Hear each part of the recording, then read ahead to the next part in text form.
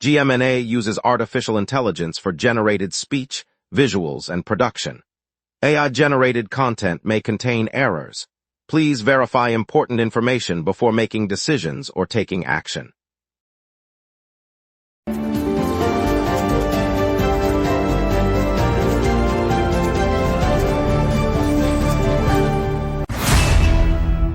Good morning, Montreal. I'm Lauren Dupuis. Today we'll break down the city's decision to cancel the Outremont modular housing project over contamination, preview the $134 million Place des Arts theater renovation, and note traffic is clear this morning. Over to you, Ryan.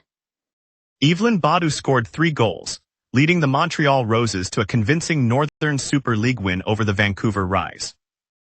The Roses secured the victory with a comfortable margin, thanks to Badu's 3-goal contribution in the Northern Super League match last Saturday. The game was part of the Northern Super League's regular season schedule, held at the Roses' home arena in Montreal, drawing a lively crowd.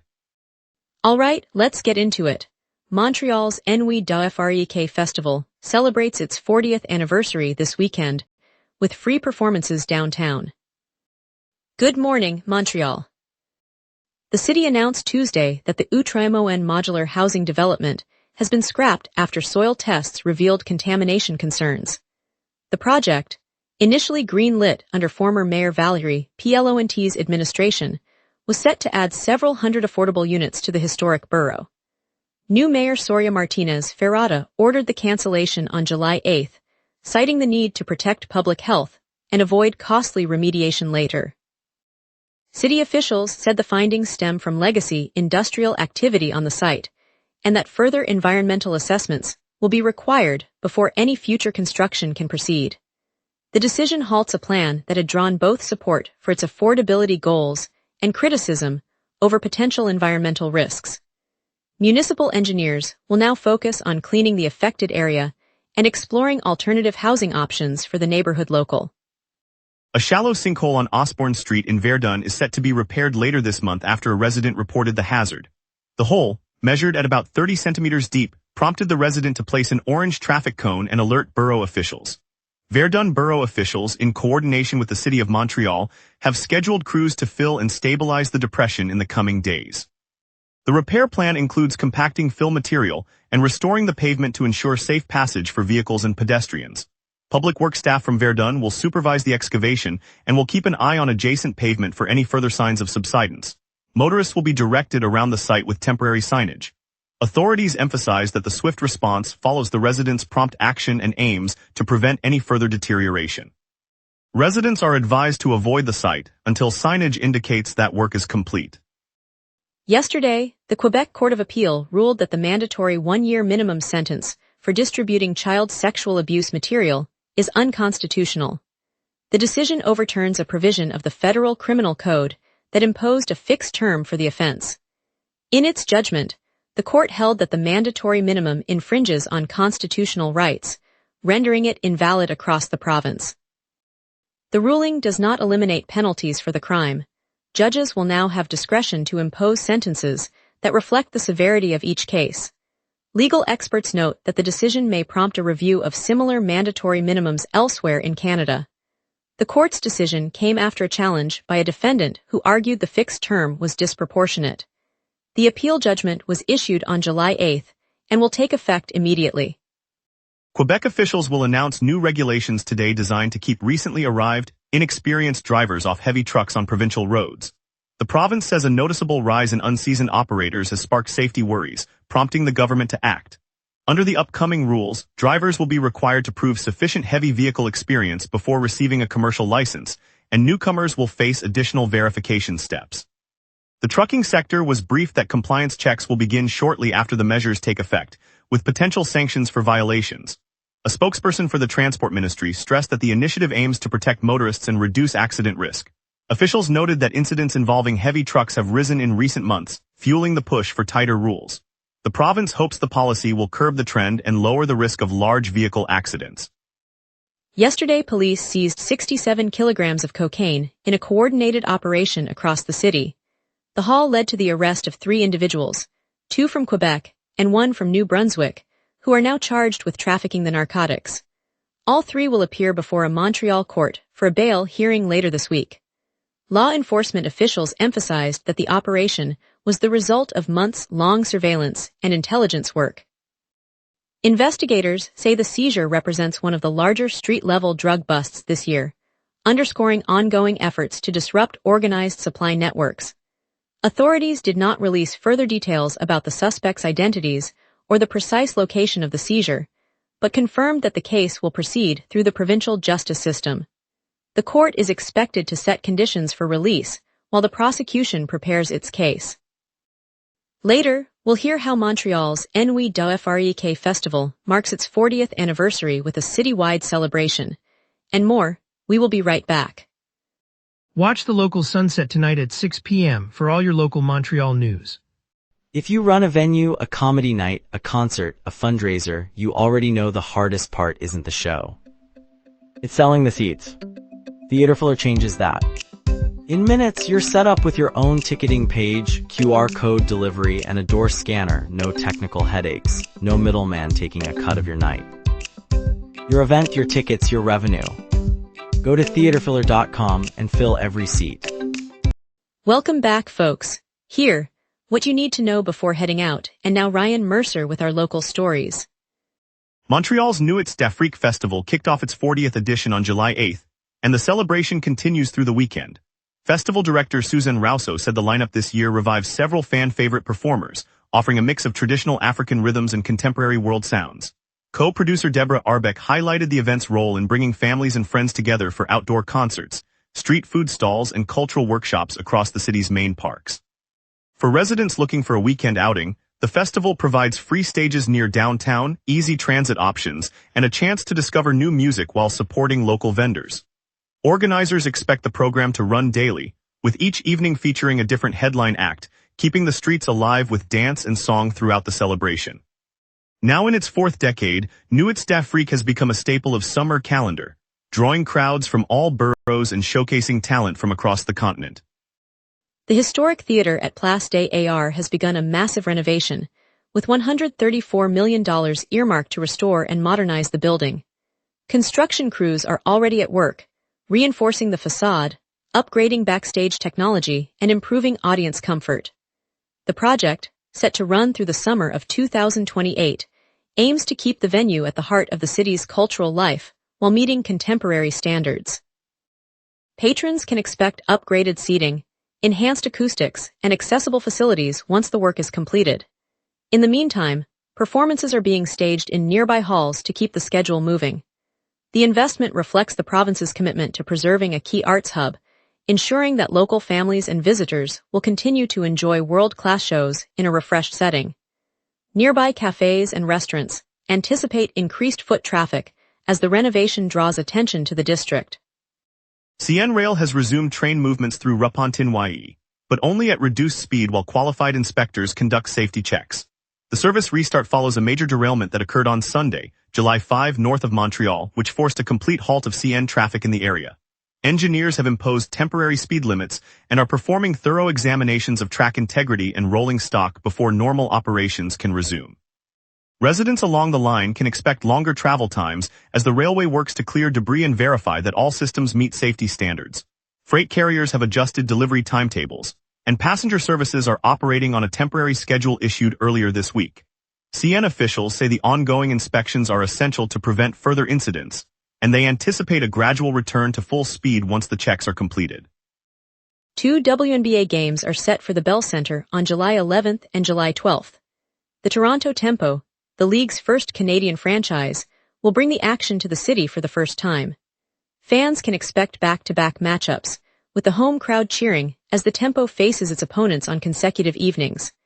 The events mark the WNBA's debut in Montreal, offering a chance for local supporters to see professional women's basketball live without traveling to another province.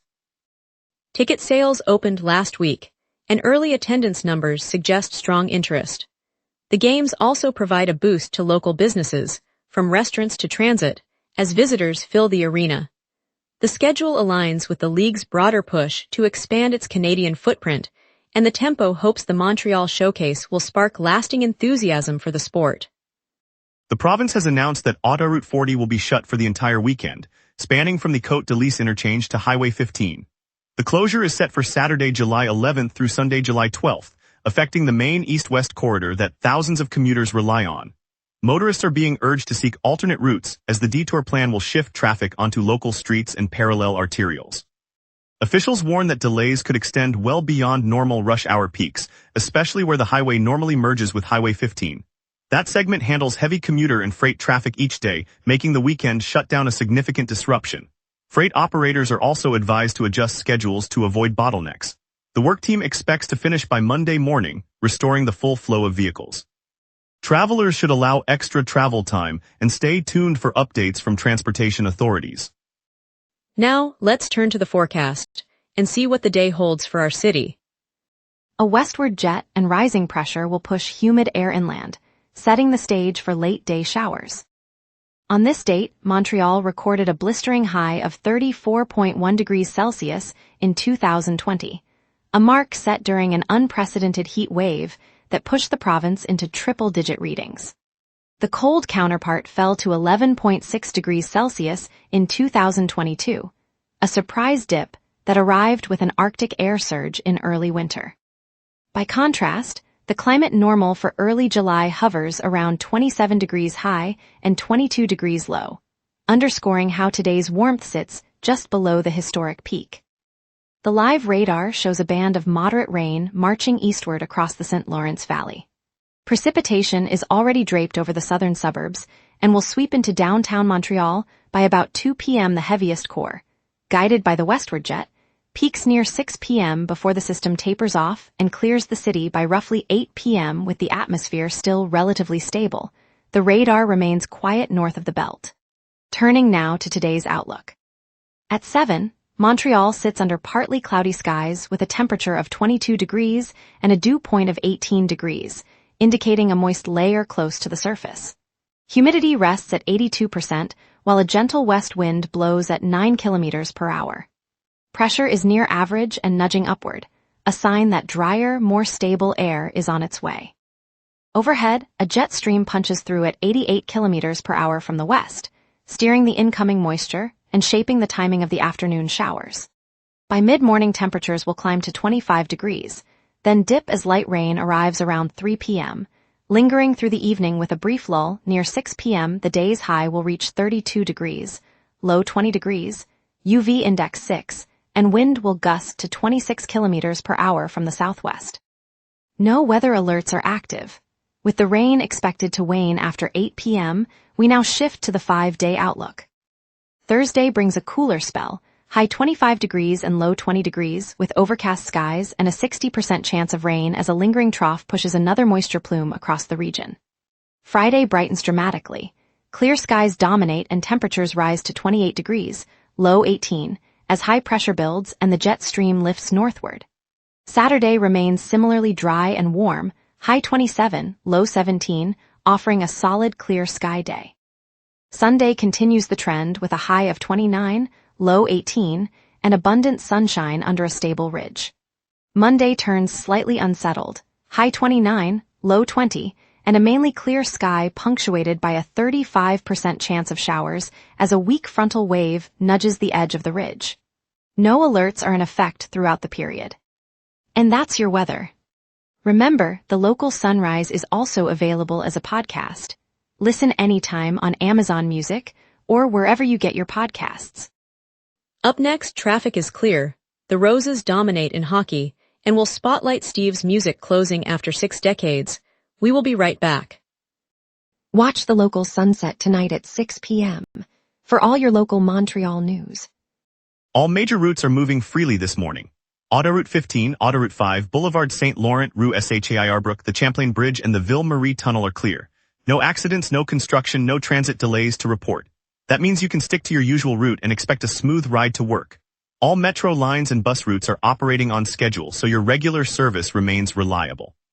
Looking ahead to the afternoon, the typical rush hour buildup will likely start around 3 o'clock.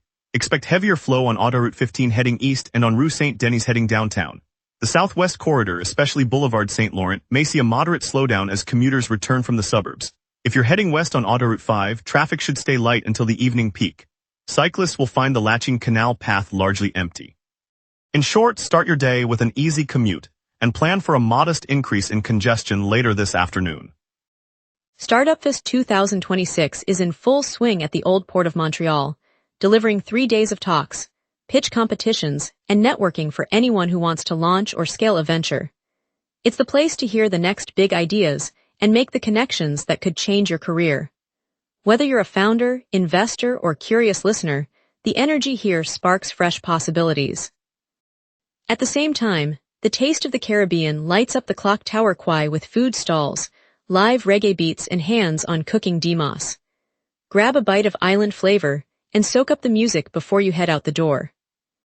And looking ahead, tomorrow the city kicks off Soulfest Montreal at St. James United Church in St. James Square. This outdoor festival celebrates soul, Motown, R&B, and funk, giving you a perfect soundtrack for a summer evening and a chance to dance with friends. And now here's Tyler with sports. Local soccer soaring and a Hab moves west, here is what is moving.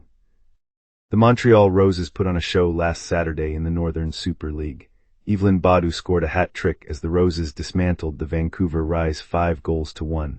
That is a dominant performance from Badu and a statement result for Montreal on the pitch. A significant move out of the Canadiens organization, Montreal has traded forward Brendan Gallagher to the Vancouver Canucks in exchange for future considerations. According to CBC Sports, the deal is done. Gallagher heads west, closing a chapter on a lengthy run in Montreal.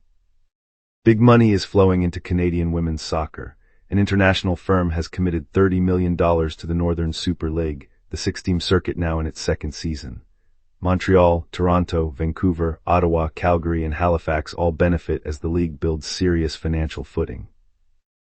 Steve's Music on Rue Saint-Denis in the Plateau Mont-Royal has been a fixture for more than 60 years, offering guitars, drums, and sheet music to every level of player.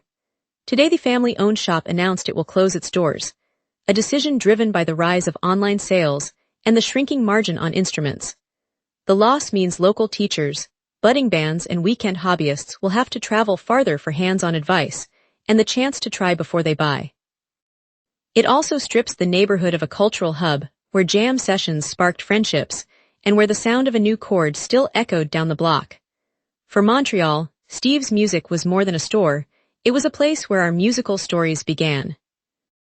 And stay tuned for a heartfelt farewell to Steve's Music, a beloved Montreal landmark after more than 60 years, coming up next.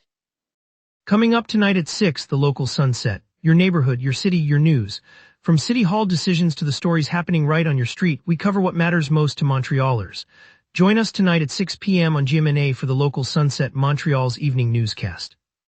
On a crisp Saturday morning, beside the iconic towers of the Olympic Stadium, a sudden plume of orange rose from the east side of the roof. By the time the first responders arrived, a ribbon of flame licked the metal arches, sending a thin veil of smoke over the surrounding park. Neighborhood residents, joggers, and the occasional market vendor paused, their eyes drawn to the unexpected blaze. Within minutes, dozens of firefighters in bright helmets formed a coordinated line, their hoses humming like a choir. A local bakery owner, Marie-Claude, handed out fresh croissants and coffee to the crew, while a group of schoolchildren from nearby École St. Louis sang a soft song of encouragement. The fire, though fierce, was contained in under an hour, leaving only a scorched patch and a sense of relief that no one was hurt. The community's quick kindness turned a frightening moment into a reminder of how Montreal looks out for one another. As the sun climbs higher, we carry that spirit forward, knowing the city's heart beats strongest when we stand together. On a crisp Saturday morning in the Plateau, the aromas drifting from the open-air patios of 4 beloved Montreal eateries drew curious passersby and longtime regulars alike. Chef Lies at Le Petit Jardin, whose lavender-infused beet salad has become a neighborhood ritual, smiled as the local paper announced that her restaurant, along with Café du Coin, the vegan haven Vivre Vert, and the cozy bistro La Nuit Blanche, had secured spots in the national top 10 list of Canada's best new restaurants. The news spread quickly through the cobblestone streets, sparking spontaneous applause outside the storefronts. At Café du Coin, barista Marco raised his espresso cup in a quiet toast, his eyes reflecting the pride of a community that has watched these kitchens grow from modest pop-ups to celebrated destinations. The moment felt like a collective celebration, a reminder that Montreal's culinary spirit can stand shoulder to shoulder with the country's brightest new flavors. As the sun dipped over St. Laurent, the four chefs gathered on the terrace, sharing a simple toast to the city that nurtured them and to the diners who keep their doors alive. Thank you, Montreal, for joining us on the local sunrise.